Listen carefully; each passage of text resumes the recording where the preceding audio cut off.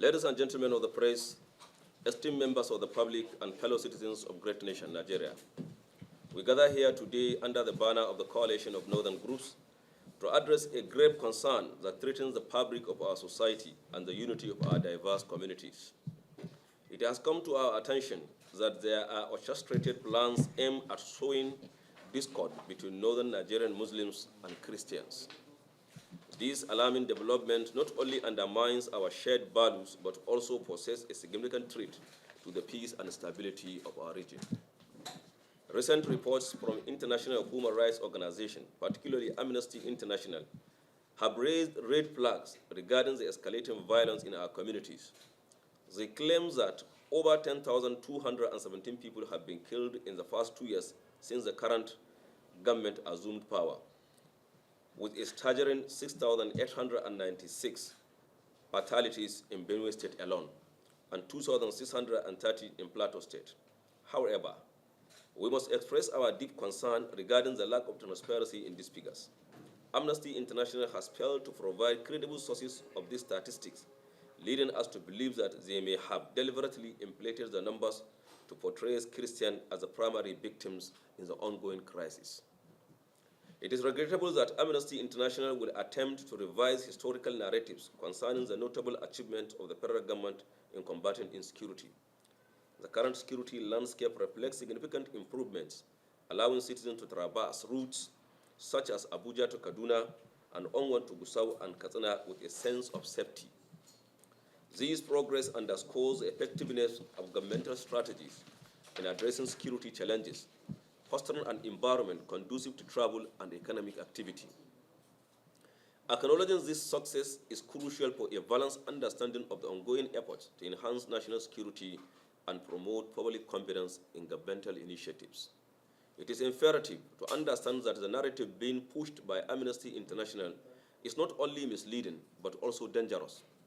It serves to deepen the divisions between our communities at a time when we should be fostering dialogue and understanding. The coalition of northern groups believes that such misrepresentation of facts is a disservice to the truth and an affront to the dignity of all Nigerians, regardless of their religious or ethnic affiliations. In the lead-up to elections in Nigeria, a recurrent strategy among politicians lacking substantive performance record is to divert attention through accusations against the incumbent government, particularly concerning insecurity. This tactic was notably evident in 2024 when an assassination attempt involving explosives was orchestrated against a political candidate, seemingly to elicit public sympathy and bolster his electoral prospects. Such manipulative actions not only undermine the integrity of the political process, but also distract from critical discourse on governance and accountability, ultimately eroding public trust in democratic institutions. Moreover, we cannot ignore the accusation leveled against certain foreign entities by a member of the U.S. Congress, who has alleged that these organizations are complicit in the creation and financing of Boko Haram and other insurgent groups. This raises serious questions about the motives behind the reports being disseminated by Amnesty International and similar organizations. Are they genuinely concerned about human rights, or are they pursuing a more insidious agenda aimed at destabilizing our nation? The crisis in Benue State, as articulated by prominent leaders such as George Akumi, has roots that extend beyond mere religious conflict. The creation of armed forest guards by former Governor Samuel Otom has exacerbated tensions, and the lingering misunderstanding between the current governor and the secretary to the government of the Federation only serve to complicate matters further. In light of these developments, we urge the federal government to respond with decisiveness.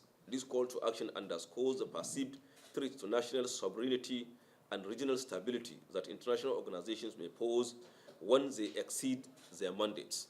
The CNG emphasized that the activities of Amnesty International can inadvertently undermine local governance structures and disregard the cultural and political context of African nations.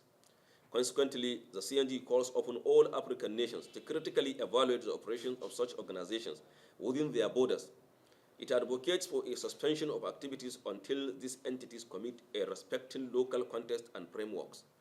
This approach not only seeks to safeguard national interest, but also aims to foster an environment where international cooperation can thrive without compromising the autonomy and integrity of sovereign states.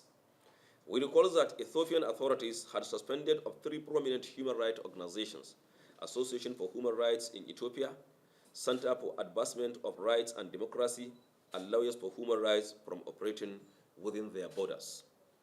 In Côte d'Ivoire, the government adopted an ordinance regulating such organizations' activities. The Ethiopian authorities arbitrarily suspended the licenses of 5 national human rights organizations, and 4 of the suspensions were still in place at the end of the year. In Guinea, the government suspended the renewal of NGOs operating licenses for 4 months pending an assessment of their activities. In Rwanda, a new law imposed restriction on budgeting and management decisions of national NGOs.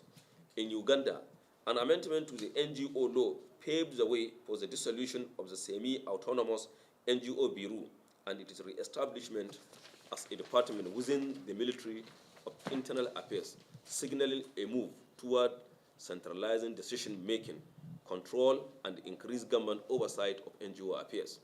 We call for a comprehensive review of the operations of organizations like Amnesty International in Nigeria. We believe that their continued presence and influence may do more harm than good, and we advocate for a ban on their activities within our borders. It is time for us to take a stand against the manipulation of narratives that seek to pit us against one another. We urge all Nigerians to remain vigilant and united in the face of these challenges. We must not allow external forces to dictate the terms of our coexistence. Instead, let us come together as one people, embracing our diversity while standing firm against any attempts to divide us. The Coalition of Northern Group is committed to promoting peace, understanding, and collaboration among all Nigerians, regardless of their faiths. Thank you for listening. There are so many political influence in that crisis. And what we are saying, even the number that Amnesty is calling, that over 6,000 people were killed in Benue, that is not true. Because we expected Amnesty to focus on states like Zamfara, Katsina, Maiduguri, whereby all of us believe that there are a lot of issues of insecurity in that area. We expected in that report that Amnesty should balance their report by stating it clearly that Abuja-Kaduna Road is now, people can move freely, so that at least we'll show some sense of sanity in it. But in that report, completely, Maiduguri is not mentioned. Completely, despite the cry of Governor Zulum, Maiduguri was not mentioned. Yobe was not mentioned. It is only in the first paragraph, and I believe that you are a journalist. You know the importance of first paragraph, the heading, the second paragraph, and third paragraph is any garbage. Katsina and Zamfara fall in that paragraph. And I believe that nobody in this country will believe that the insecurity situation, there is any place in this country that are experiencing insecurity better than these places that I have mentioned. So we are seeing that this report is either being orchestrated to exacerbate the crisis either between Christians and Muslims or between ethnic nationalities within the Nigeria. And the little, it should be balanced. It should be balanced. Fact that this report is sponsored by all of these categories you have mentioned. Right. Because recently, I believe that you have witnessed it, that a US Congress member advocated that the issue of Boko Haram is being sponsored by these international organizations, which led even to the President of the United States of America to suspend organizations like USAID. So if this can happen, and America can give us this report, then why are we going to be comfortable with such kind of organizations? Then secondly, that figure is inflated.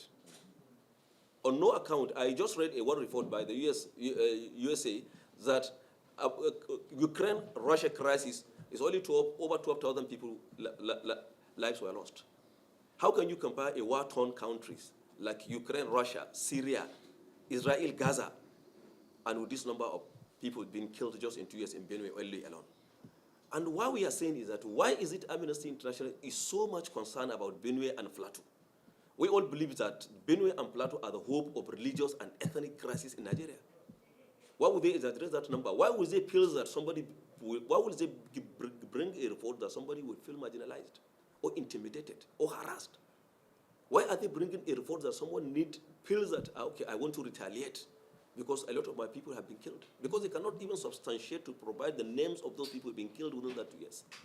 If you go to Katsina, if you go to Zamfara, if you go to Kebbi, if you go to Sokoto, Maiduguri, they can provide the names. The register is there. So person from so family from so clan have been killed. So what we are saying is that the report is internationally politically motivated. We rejected the number in totality, and we called on Nigerians to jettison the number. We call on the federal government to watch carefully and sanction the activities of international organizations so that at least they will not come and exacerbate or erode the little peace we are enjoying in this country. Thank you, sir. Thank you. No more questions. Thank you. No, we had wanted Amnesty to provide the source of that figures. And we had provided also our source of the figures. Because we have our own source. Because in each and everything that is happening within the northern part of the country, I can vividly clearly tell you that we have representatives and we are receiving report in each and every day in this office. That this is what is happening in Benue, this is what is happening in Katsina, and this is what is happening in Sokoto. We have our own number. And definitely I can tell you that within a short period of time, we'll come out with our numbers. That this is actually what happens in Benue. And the issue is that we don't want to give emphasis in Benue and Plateau alone.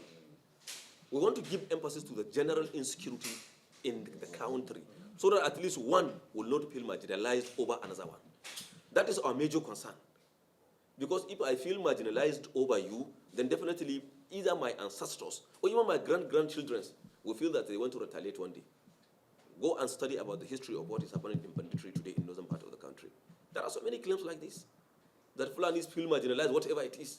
So even if it is not a reason, but at least there is genesis of that. That's something that they can hide behind and say that this is why we are doing this thing. So this is what we want to avoid.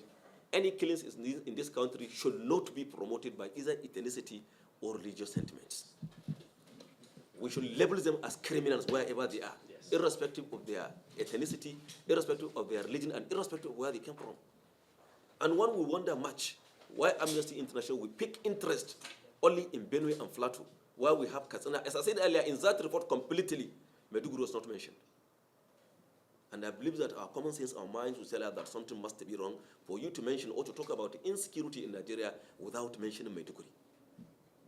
So our CNG roll out a new figure in the next few days so that we can have... No problem. As much as we get a source But we want to...